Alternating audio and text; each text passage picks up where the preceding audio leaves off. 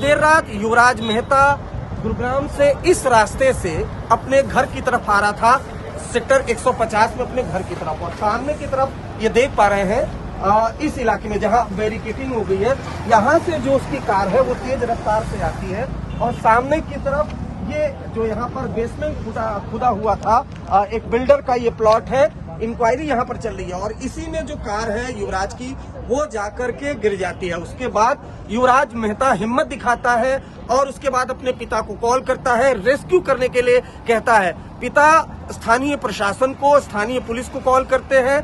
Police यहाँ मौके पर आती है तो देखती है कि जो युवराज है वो अपनी कार के ऊपर बैठा हुआ है। चूंकि अंधेरा था, जीरो विजुअलिटी थी, दिल्ली एनसीआर में घना कोहरा बीते कुछ दिनों में बकायदा पड़ रहा था और इस वजह से विजुअलिटी यहाँ पर कम थी। स्थानीय प्रशासन आता है, उसके बाद फायर डिपार्टमेंट को कॉल की जाती है, एसडीआरएफ की टीम को कॉल किया जाता है। लेकिन आरोप ये है कि 3 विभाग के लगभग 80 कर्मचारी यहाँ पर मौजूद थे, किसी ने पानी में उतरने की जहमत नहीं उठाई। आरोप है कि लोगों का कहना था, जो विभाग के कर्मचारी थे, कि पानी काफी ठंडा है, इस वजह से नहीं उतर सकते, अंदर गहरा गड्ढा है, इस वजह से नहीं उतर सकते, सरिया है, इस वजह से नहीं उतर सकते।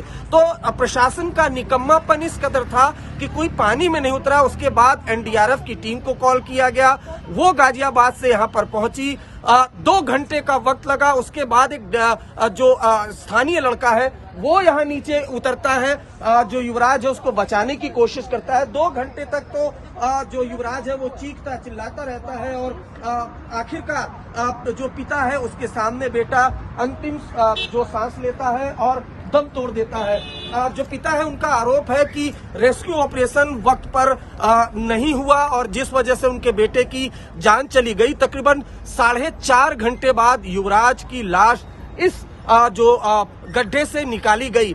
तो सीधे सीधे सिस्टम की नाकामी वो इस पूरे मामले में सामने आ रही है। अब चूंकि ये हादसा हो गया, उसके बाद अगर देखिए तो इस तरह से नोएडा अथॉरिटी ने यहाँ पर बैरिकेडिंग की है। अगर ये पहले बैरिकेडिंग की जाती तो शायद युवराज की जान बच सकती थी। तो इस मामले में जिम्मेदार नोएडा अथॉरिटी भी है, फायर डिपार्टमेंट की टीम भी है, नोएडा पुलिस भी है, उसके अलावा एसडीआरएफ की टीम है। और सोचिए, दिल्ली से सटे नोएडा में अगर कोई आपदा आ जाती है तो क्या हाल होगा। ये बहुत बड़ा गड्ढा नहीं है, काफी ज्यादा जल जमाव यहाँ पर नहीं है। रेस्क्यू ऑपरेशन अगर 3 विभाग की टीमें मिलकर नहीं कर सकती, 2 घंटे के अंदर किसी शख्स की जान नहीं बचा सकती, तो अगर कोई बहुत बड़ा आपदा हो गया तो उससे नोएडा का प्रशासन कैसे निपटेगा, ये अपने आप में एक बड़ा सवाल है।